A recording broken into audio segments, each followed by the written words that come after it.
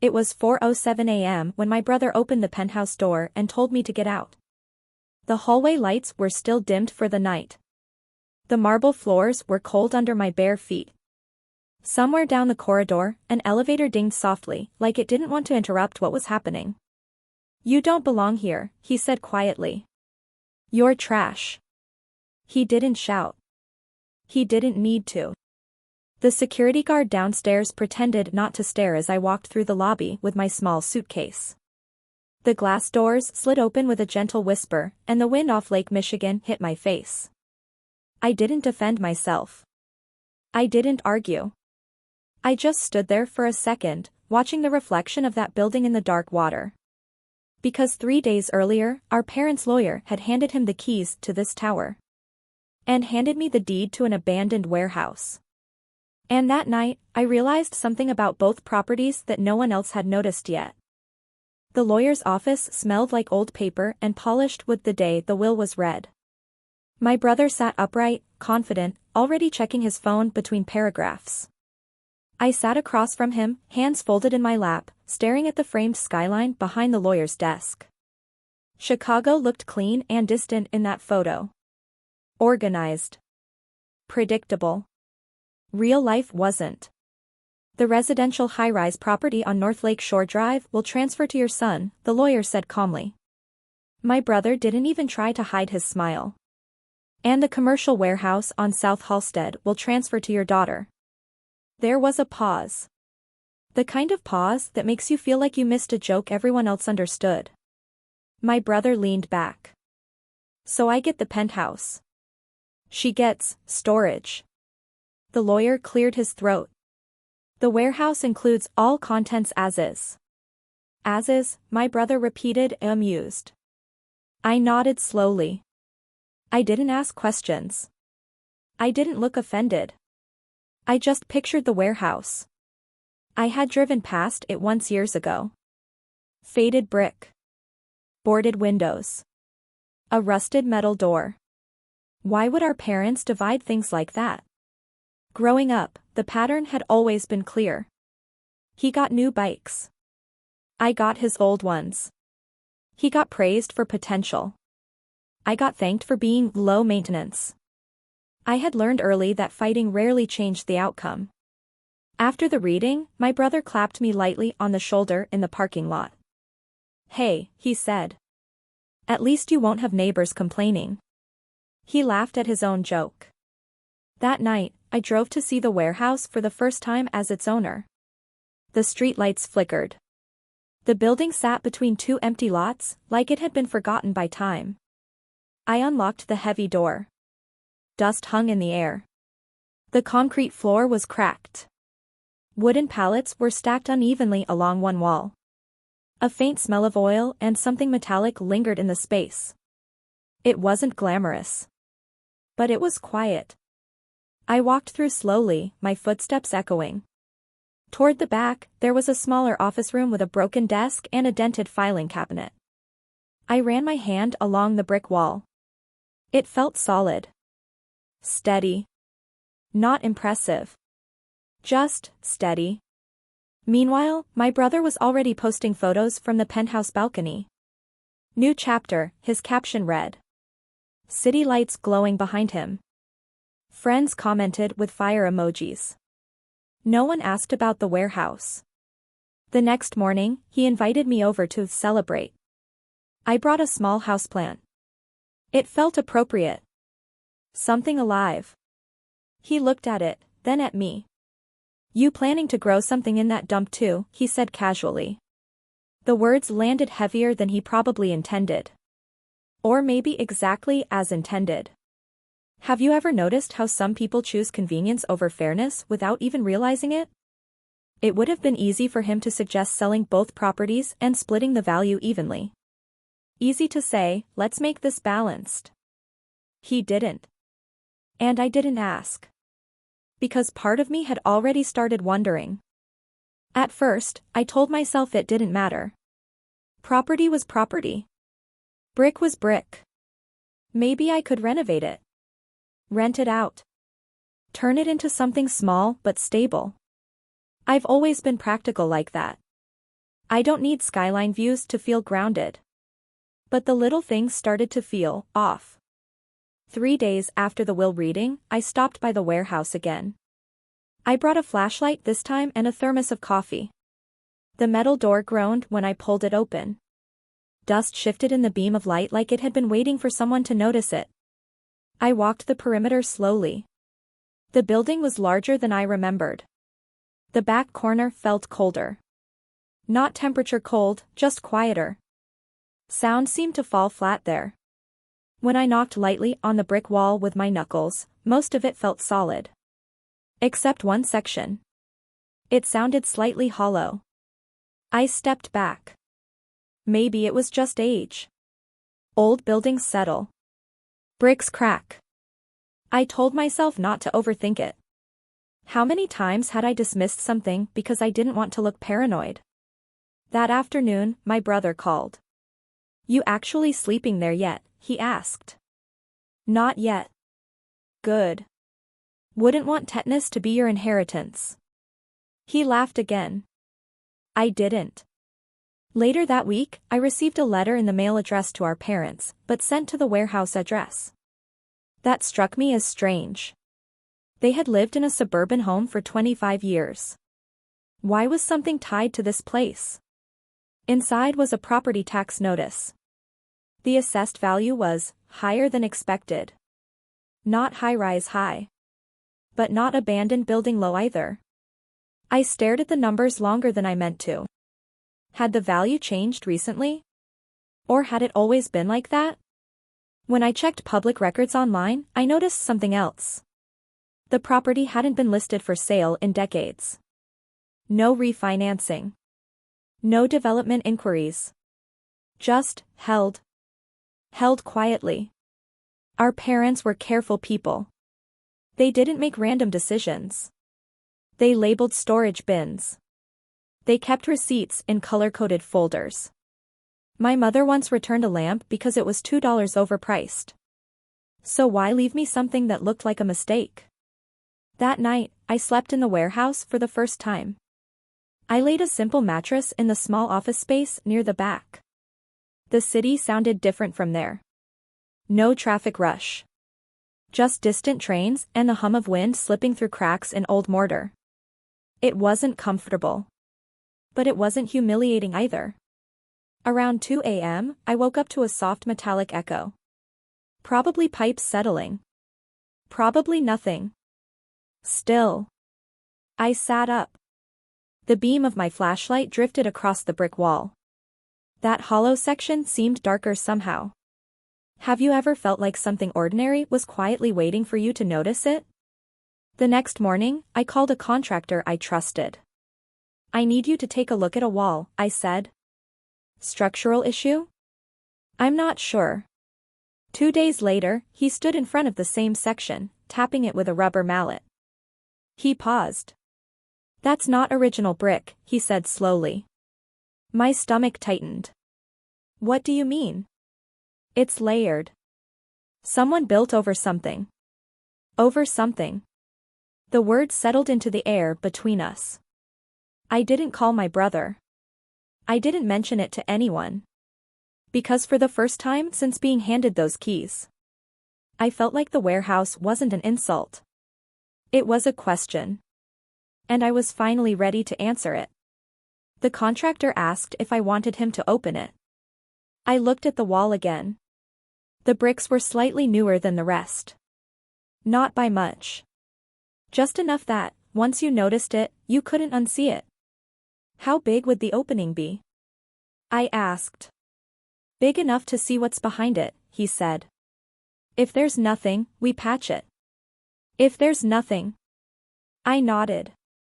The first hit of the hammer echoed louder than I expected.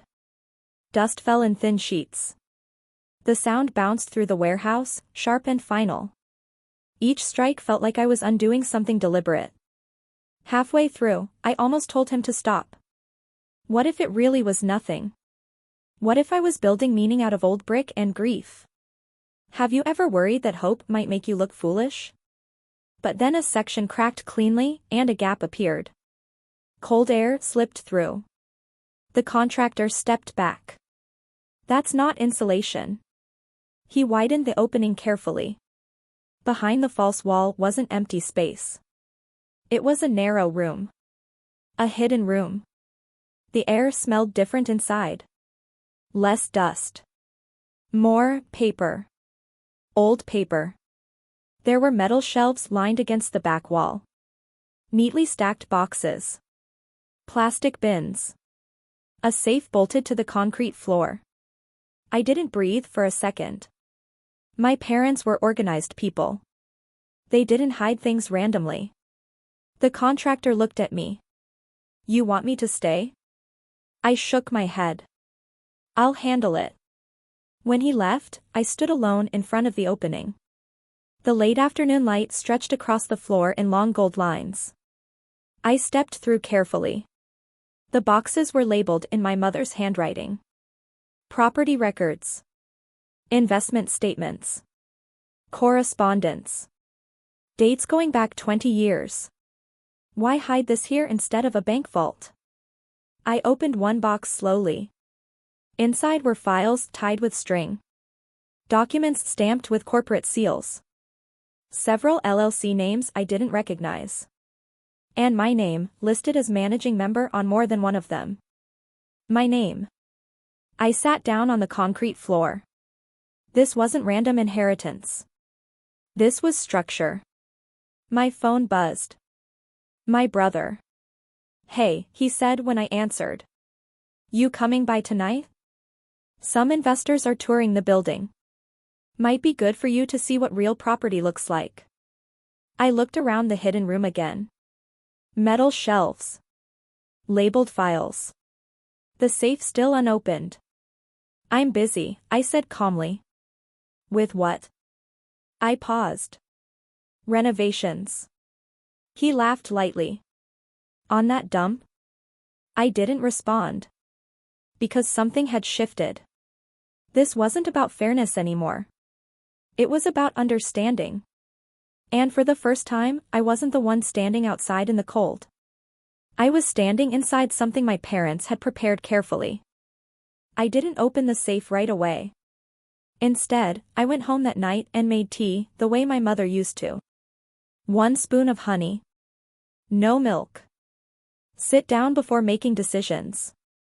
She believed clarity required stillness. For the first time since the will reading, I felt steady.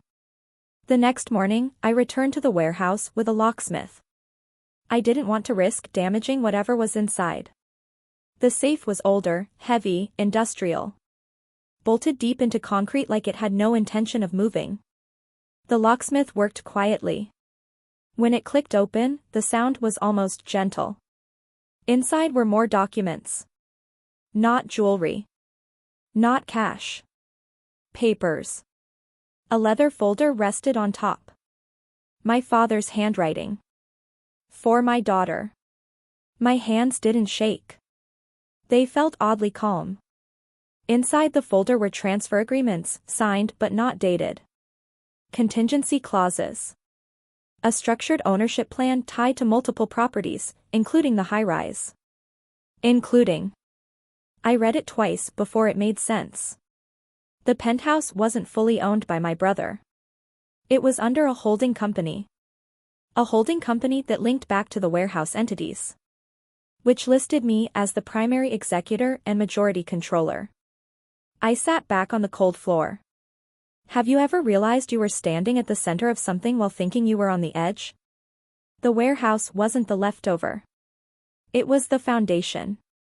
Every major asset funneled through these layered companies. Quietly. Legally. Strategically. My parents hadn't chosen sides. They had chosen structure. The documents included conditions. Performance clauses. Debt coverage requirements. Maintenance obligations. If certain benchmarks weren't met. Control shifted. I closed the folder slowly. Suddenly, my brother's late-night parties, his renovation loans, the investors touring his building, they weren't just lifestyle choices. They were risk factors. That evening, he called again. "You should see the place tonight," he said. "It's packed." I imagined the glass walls. The skyline. The noise. "I'm good," I replied. "You always were okay, with scraps." There it was again. That tone. But something inside me didn't react. Because I knew something he didn't. And I didn't feel the need to prove it. Emotional distance isn't loud. It doesn't announce itself. It just quietly removes urgency. I stopped explaining. Stopped defending. Stopped reacting. Instead, I scheduled a meeting with a financial attorney. Not to fight. To understand. We sat across from each other in a small conference room with frosted windows. I laid the documents on the table one by one. He adjusted his glasses. "This is sophisticated," he said. "Very intentional. So I'm not mistaken?" "No," he said calmly. "You're not mistaken." For years, I had assumed I was the afterthought. The extra. The easier child. And now, sitting in that quiet office, I realized something simple. My parents had never given me less. They had given me responsibility. Responsibility requires patience. It requires perspective. And sometimes, it requires silence. That night, as I locked the warehouse door, I didn't feel small. I felt prepared. 2 weeks later, I received a formal notice. My brother had taken out a substantial loan against the high-rise. He was expanding. Renovating. Hosting investors. Leveraging what he believed was fully his. The bank paperwork passed through the holding company. Through me. I sat at the long wooden table inside the warehouse office, sunlight cutting across the documents in sharp lines. The language was clear. If financial obligations exceeded certain limits, protective clauses activated. He hadn't read that far. Or maybe he had assumed it didn't matter. My phone buzzed again. "You'll sign the approval, right?" he asked casually. "It's routine." Routine. Have you ever noticed how some people assume access is automatic? "I need to review it," I said calmly. There was a pause on the line. Subtle, but there. "Review what?" "It's my building." I looked around at the exposed brick, at the hidden room behind the broken wall. "It's structured," I replied. "We both know that." Silence stretched longer this time. "You wouldn't block me," he said quietly. I didn't answer immediately. This wasn't about blocking. It was about boundaries. He had thrown me out at 4 a.m. He had called me trash. And now he needed my signature. Some lines, once crossed, don't disappear. "I'll follow the terms our parents set," I said finally. No anger. No raised voice. Just clarity. When I ended the call, the warehouse felt different. Not abandoned. Anchored. And for the first time, he sounded uncertain. He didn't call for 3 days. No jokes. No casual texts. No late-night invitations to see how real property works. Silence. I used that time carefully. The warehouse wasn't just storage anymore. I hired a small crew to clean it properly. Not luxury renovations. Just structure. Stability. New lighting. Reinforced beams. Updated wiring. The hidden room remained untouched. Some things don't need to be displayed to have power. At night, I reviewed every clause again. Every benchmark. Every performance condition. The high-rise required consistent occupancy rates. Responsible debt ratios. Transparent accounting. He had been confident. Confidence without understanding can be fragile. On the 4th day, he showed up at the warehouse. No text. No warning. He stood just inside the metal door, looking around as if trying to reconcile what he remembered with what he saw now. You've been busy, he said quietly. Yes. He walked further in, eyes scanning the upgraded lighting, the clean floors, the organized shelves. I need you to approve the refinancing, he said finally. The investors are expecting it. I didn't rush to answer. Have you ever realized that silence makes people reveal more than questions do? The debt threshold has already been crossed, I said calmly. You didn't disclose the second loan. His jaw tightened. It was temporary. It was still reportable. He looked at me then, really looked at me. Not like the sister he dismissed. Not like the person he threw out at 4 a.m. Like someone holding a lever he hadn't noticed before. You're enjoying this, he said. I shook my head. No. I'm following the structure. The truth was simpler than revenge. Our parents hadn't designed a trap. They had designed accountability. If the financial instability continued, control would shift fully to the holding company. To me. He understood that now. For the first time, his voice lowered. What do you want? I thought about the night I stood outside his glass building, wind cutting across the lake. I thought about the word trash. I want stability, I said quietly. Not for him. For everything. He left without arguing. And as the heavy metal door closed behind him, I felt something settle. This wasn't about proving myself. It was about protecting what had quietly been entrusted to me. And I knew the next step would change everything. The occupancy numbers dropped first. It wasn't dramatic. Just a slow decline. 2 commercial tenants chose not to renew. A third delayed payment. The new renovations he rushed through looked impressive in photos, but they strained cash flow. I didn't interfere. I didn't celebrate. I simply monitored what the structure required me to monitor. 30 days later, the formal trigger activated. Control shifted. Legally. Cleanly. Quietly. He called me that afternoon, his voice tighter than I had ever heard it. They sent me a notice, he said. This is temporary, right? It's conditional, I replied. Just like it always was. There was a long pause. You planned this? No, I said softly. I read. Silence can be louder than anger. 2 days later, we met in a conference room overlooking the city. The same skyline that had once felt so distant now looked different. Less symbolic. More practical. He sat across from me, not leaning back this time. Not smiling. I didn't know, he admitted quietly. I studied his face. The confidence wasn't gone. It was just thinner. Less certain. Our parents didn't leave me scraps, I said calmly. They left me responsibility. He looked down at the table. For what? He asked. For everything, I answered. The high-rise didn't disappear. The business didn't collapse. I didn't take the penthouse and throw him out at 4 a.m. That would have been easy. Instead, I restructured the loans. Negotiated longer terms. Stabilized the accounts. Placed clear financial oversight on every major decision.